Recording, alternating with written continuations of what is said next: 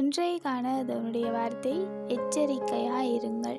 எரேமியா 9ஆம் அதிகாரம் 4ஆம் வசனம் சொல்லுது, நீங்கள் அவனவன் தன் தன் சிநேகிதனுக்கு எச்சரிக்கையாயிருங்கள். எந்த சகோதரனையும் நம்பாதிருங்கள். எந்த சகோதரனும் மோசம் பண்ணுகிறான், எந்த சிநேகிதனும் தூற்றித் திரிகிறான்.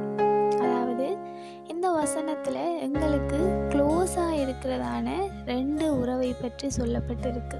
ஒன்று எங்களுடைய நண்பர்கள், இன்னொன்று எங்களுடைய சகோதரர்கள். எல்லா சந்தர்ப்பத்திலையும் எங்களுடைய வாழ்க்கையில் பங்கெடுக்கிறதான இந்த 2 உறவை குறித்தும் வசனம் சொல்லுகிறது, எச்சரிக்கையாக இருங்கள்.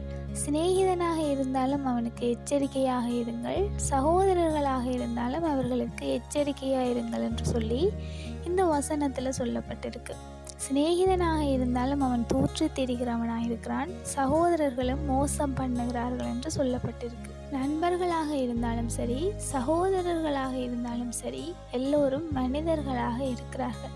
மனிதர்கள் காலத்திற்கு காலம் மாறக்கூடியவர்கள்தான். அதில் எந்த விதமான மாற்றமும் இல்லை. தேவன் மாத்திரம்தான் நேற்றும் என்றும் என்றும் மாறாதவராக இருக்கிறார். அவரை மாத்திரம்தான் எங்களால் நம்பவும் முடியும். உதாரணமாக, நாங்கள் தேவனோடு கூட இருந்த அந்த சீசர்களை எடுத்துக்கொள்வோமாக இருந்தால், தேவனுக்கும் அந்த சீசர்களுக்கும் அவ்வளவு அந்யோன்யமான ஒரு உறவு இருந்திருக்கிறது. அதாவது தேவனை காட்டி கொடுக்கிறதான அந்த யூதாஸ் காரியோத்து தேவனை முத்தம் செய்து காட்டி கொடுக்கிறான். அவ்வளவு ஆழமான ஒரு உறவு அந்த இடத்துல இருந்திருந்தாலும் கூட யூதாஸ் காரியோத்து பணத்திற்காக தேவனை காட்டி கொடுக்கிறதான அந்த ஒரு நிலைக்கு தள்ளப்படுகிறான்.